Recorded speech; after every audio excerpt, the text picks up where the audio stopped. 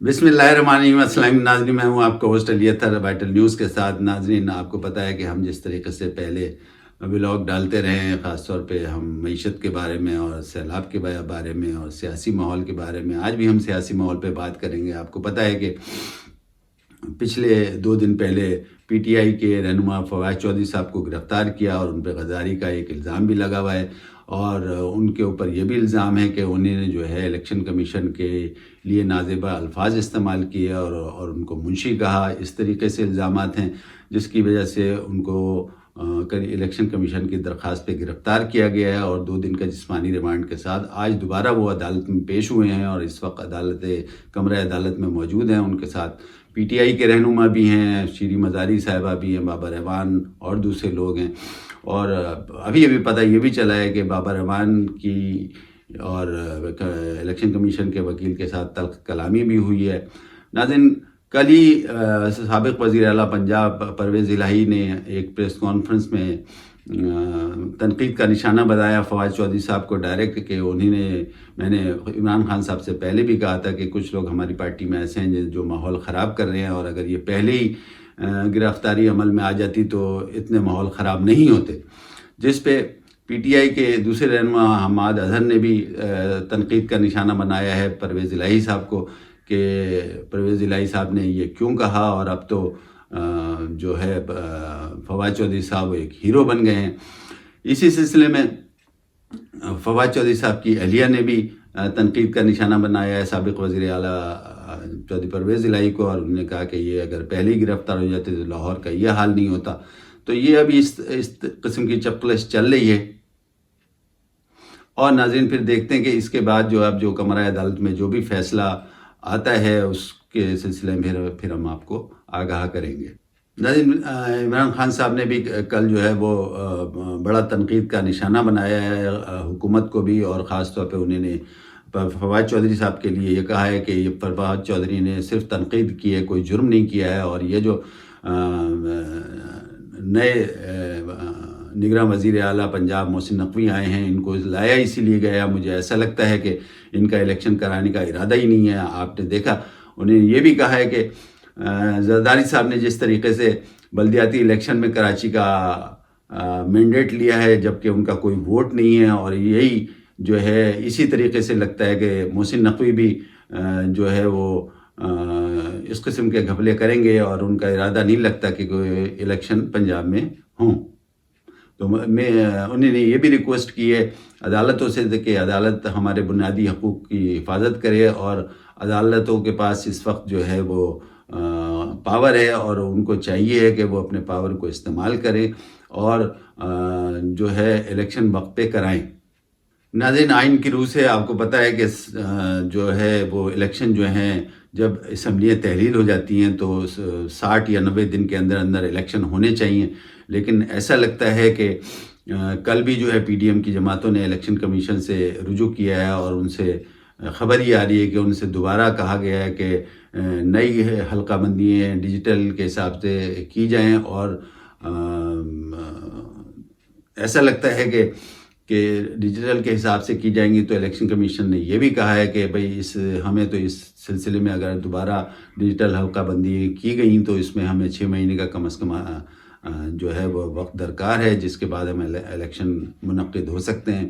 اب دیکھیں ناظرین، یہ تو ایسا لگ رہا ہے کہ پی ڈی ایم جو سربراہ حکومت ہے اس وقت وہ الیکشن کو لیٹ کرنا چاہ رہی ہے۔ اس سے تو یہی اندازہ ہو رہا ہے، کل جو بیٹھک ہوئی ہے آصف زرداری صاحب کی، اور اس کے علاوہ پی ڈی ایم کے رہنماؤں کی، اور الیکشن کمیشن سے انہوں نے استدعا کی ہے کہ نئے حلقہ بندی ڈیجیٹل کے ساتھ کی جائیں، تو اس میں تو وقت درکار ہو جائے گا، اور جو آئین کی روح سے 60 دن کا یا 90 دن کا ٹائم ہوتا ہے اس میں تو الیکشن منعقد نہیں ہوں گے۔ تو یہ اس طریقے سے چپقلش چل رہی ہے۔ تو اس وقت وہ پی ڈی ایم کی جماعتیں اور حکومت اگر اس قسم کے فیصلے کرے گی تو عوام میں وہ غلط تاثر جائے گا، اور عوام وہ اس سلسلے میں وہ پھر کوئی بھی جھگڑے فساد شروع ہو جائیں گے، اور عمران خان صاحب بھی اس میں وہ کہہ رہے ہیں کہ ہر صورت میں الیکشن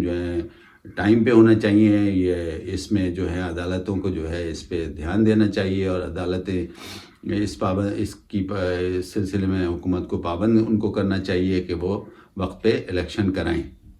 دوسری طرف اگر ہم بات کرتے ہیں معیشت کی، تو اس وقت آپ کو پتہ ہے ڈالر جو ہے وہ اونچی سے اونچی اڑان چلا جا رہا ہے اور لوگ پریشان ہیں اور روپے کی قیمت کم ہوتی جا رہی ہے۔ آپ کو پتہ ہے کہ پچھلے 2 دن پہلے جو ہے وہ وزیر اعظم صاحب شہباز شریف صاحب نے یہ کہا تھا کہ اب جو ہے ہم IMF کے پاس جا رہے ہیں اور ان کی ساری شرائط مانیں گے، اور اس کا باقاعدہ کل باضابطہ جو ہے وہ IMF سے رابطہ ہوا ہے۔ IMF سے جب حکومت پاکستان نے ریکویسٹ کی تو کہ جی ہمیں آپ کی تمام شرائط منظور ہیں، تو انہوں نے ایک باقاعدہ کل ہی شام کو انہوں نے ایک اس کا رسپونڈ اچھا دیا ہے اور بڑا کوئک رسپانس دیا ہے۔ اس کی ریویو سے جو ہے وہ 31 جنوری کو جو ہے IMF کا وفد پاکستان کا دورہ کرے گا اور وہ یہاں تقریباً 10 دن تک رہے گا۔ اب دیکھتے ہیں، یہ فیصلہ تو ہو گیا ہے اور ابھی بھی جو ہے مبصرین یہ کہہ رہے ہیں کہ جو ہے حکومت جو ہے ابھی بھی یہ چاہ رہی ہے کہ جب وفد آ جائے تو ہم کوئی ایسا بیچ کا راستہ نکالیں جس میں جو ہے معیشت بھی بہتر ہو جائے اور کم سے کم جو ہے وہ عوام پہ مہنگائی کا بوجھ پڑے۔ یہ تو آپ کو پتہ ہی ہے کہ سب سے پہلے انہوں نے یہی شرط رکھی ہے IMF والوں نے کہ پیٹرول، ڈیزل اور گیس اور بجلی کے نرخ بڑھائے جائیں گے تو ہم بات آگے کریں گے۔ اور میرا خیال ہے اب ناظرین یہ جو حالات چل رہے ہیں اس پہ جو فیصلہ حکومت نے کیا ہے وہ خوش آئند ہے۔ اس کی وجہ سے کل مارکیٹ بھی تھوڑی سی بہتر ہوئی ہے۔ ہمارے سابق وزیر خزانہ مفتاح اسماعیل صاحب نے بھی یہ بات کہی ہے کہ شکر ہے الحمدللہ کہ IMF نے شکر ہے الحمدللہ کہ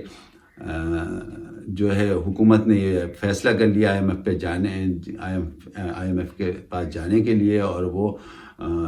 بہت اچھا فیصلہ ہے۔ یہ اگر 4 مہینے پہلے ہو جاتا ہے، یعنی اکتوبر میں بھی اگر ہو جاتا تو کچھ حالات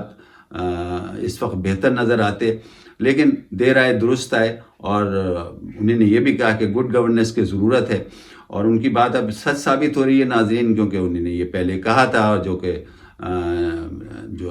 موجودہ وزیر خزانہ اسحاق ڈار صاحب ہیں انہوں نے اس بات کو مانا نہیں تھا، اور وہ یہی طول دے رہے تھے کہ اگر فرض کریں کہ IMF ہماری بات نہیں مانتا تو ہمارے دوسرے دوست ممالک ہیں وہ ہمارا ساتھ دیں گے، لیکن ایسا کچھ بھی نہیں ہوا۔ بالآخر حکومت نے یہ فیصلہ کیا اور اب حکومت جو ہے وہ IMF کے وفد کا انتظار کر رہی ہے، اور وہ یہ چاہ رہی ہے کہ بھئی جیسے ہی آئیں تو پھر انشاءاللہ کوئی ایسی بیچ کی راہ نکلے جس سے مہنگائی میں کم سے کم اضافہ ہو۔ لیکن میں یہ سمجھتا ہوں کہ اب جو ہے IMF جو بھی کہے گا آپ کو ماننا پڑے گی، اس لیے کہ معیشت کا یہ حال ہے۔ زر مبادلہ جو ہے اس وقت وہ کم سے کم سطح پر ہمارے پاس موجود ہے، اور اس وقت جو ہے وہ میرا خیال ہے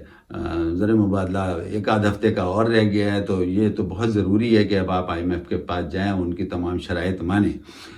مفتاح اسماعیل صاحب نے یہ بھی عرض کیا ہے کہ 2-4 دن میں انشاءاللہ اس کے جو ہے رزلٹ آنا شروع ہو جائیں گے اور اسٹاک مارکیٹ جو ہے وہ بہتر ہو جائے گی۔ اب دیکھتے ہیں ناظرین ابھی کیا ہوگا، اس کا رزلٹ کیا آئے گا، 10 دن میں کیا مذاکرات ہوں گے، ہمارے اوپر کیا برڈن ہوگا، خاص طور پر عوام پہ۔ آپ کو پتہ ہے کہ پہلے ہی مہنگائی بس سے بدتر ہے اور جینا محال ہو گیا ہے لوگوں کا، اور غریب سے غریب تر ہوتا جا رہا ہے۔ تو ناظرین یہ ہے، آج اگر ہم بات کرتے ہیں سیاسی ماحول اور معاشی ماحول اور دوسرے جتنے دیگر مسائل ہیں، اس کا جو ہے وہ راستہ سیدھا IMF کی طرف جا رہا ہے۔ IMF ہماری اگر مدد کرے گا تو معیشت میں کچھ بحالی آئے گی، یہی کہنا ہے اپنا مفتاح اسماعیل صاحب کا بھی اور دوسرے مبصرین کا بھی۔ تو ناظرین آج ہم نے آپ کو کچھ ڈیٹیل بتائی سیاسی، خاص طور پہ فواد چودھری صاحب کا۔ اب دیکھیں کیا عدالت فیصلہ کرتی ہے۔ دوسری عمران صاحب کا بھی، خان صاحب کا بھی موقف آپ کو ہم نے بتایا۔ تیسرے آپ کو معیشت کے بارے میں بھی بتایا۔ اس وقت کے لیے اتنا کافی، مجھے علی اطہر کو اجازت دیں۔ اللہ حافظ۔